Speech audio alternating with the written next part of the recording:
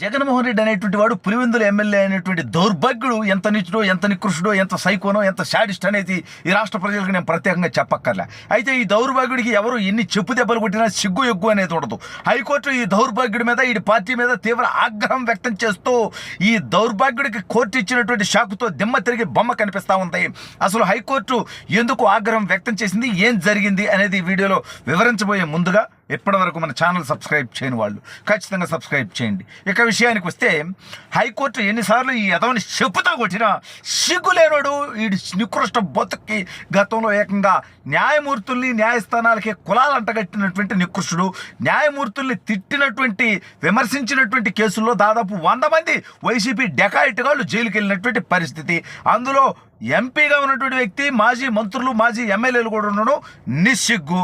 ఏకంగా సుప్రీంకోర్టు ప్రధాన న్యాయమూర్తి కావాల్సినటువంటి తెలుగు వ్యక్తి ఎన్వి రమణ గారిని కారుకూతలు కూసి ఆయన మీద అలిగేషన్స్ చేసి అది ఆపటానికి విఫలయత్నం చేసినటువంటి నీచపు చరిత్ర ఈ జగన్మోహన్ రెడ్డి గారిది. అయితే వీడికి ఇటీవల వాడు ముఖ్యమంత్రిగా ఉన్నప్పుడే కాదు, వాడు ప్రతిపక్ష నేత కూడా కాకుండా చివరికి ఎమ్మెల్యేగా మిగిలినా కూడా ఈ ఎదవ చేసేటువంటి సిగ్గుమాలినటువంటి పనులు కోర్టులు చెప్పుతో కొడతా ఉన్నాయి.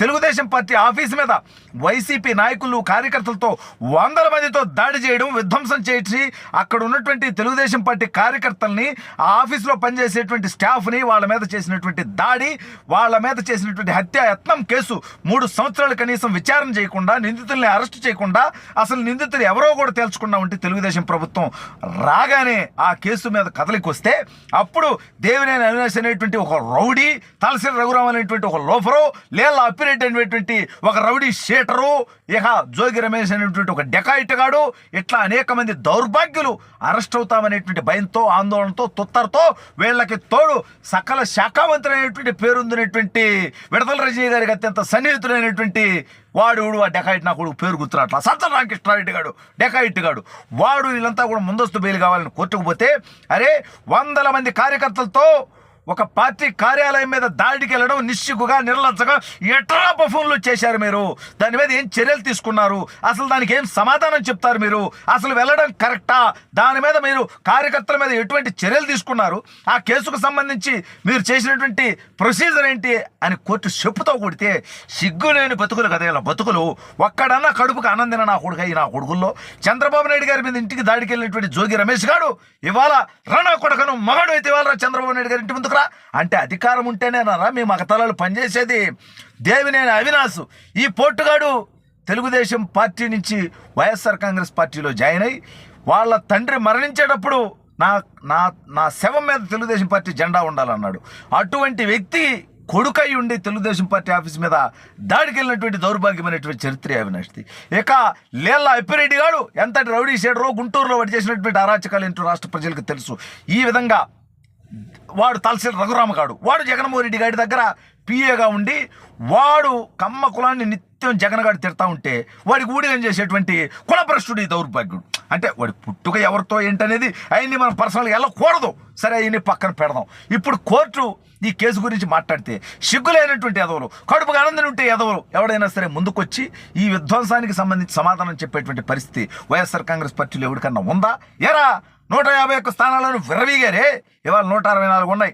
మరి మేము వెంటాడి వేధించి కొడితే నా కొడకల్లారు ఒక్కడన్నా బతుకుంటాడా ఈ భూమి మీద? మీ పార్టీ జెండా పట్టుకునేటువంటి దిక్కు మొక్కుంటుందా? జగన్మోహన్ రెడ్డి గారు బయటకు వచ్చేటువంటి పరిస్థితి లేదు. వల్లభనేని వంశీ గారు అమెరికా పారిపోయాడు. దేవినేని అవినాష్, ఈ సజ్జల రామకృష్ణారెడ్డిలంతా మమ్మల్ని అరెస్ట్ చేయొద్దు మొర్రో అని అడుక్కుంటా ఉన్నారు. ఇదిరా మీ నీచ నికృష్ట చరిత్ర. ఇవాళ కోర్టు అడిగిన దానికి ఏం సమాధానం చెప్తారా? అంటే మీ తప్పులు, మీ అరాచకాలు, మీ అవినీతి, మీ దుర్మార్గాలు, మీ దోపిడీ, మీ తప్పుడు పరిపాలన మీద తెలుగుదేశం పార్టీ ప్రశ్నిస్తే ఆ పార్టీ ఆఫీస్ మీద దాడికి వచ్చారు, చంద్రబాబు నాయుడు గారి ఇంటి మీద దాడికి వచ్చారు.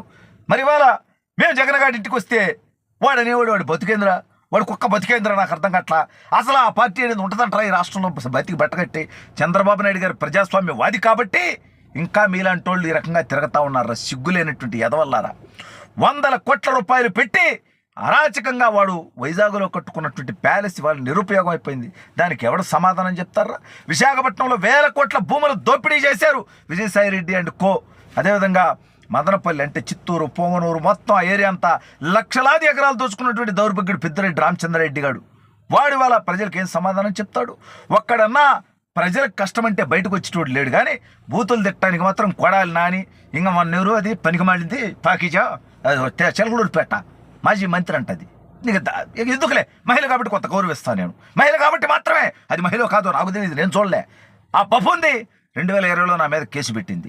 ఒక్క మాటన్న తిడితే, ఒక్క మాటన్న అంటే కాదు, కేవలం తన అరాచకాన్ని, తన తప్పుడు పనుల్ని ప్రశ్నించినందుకు.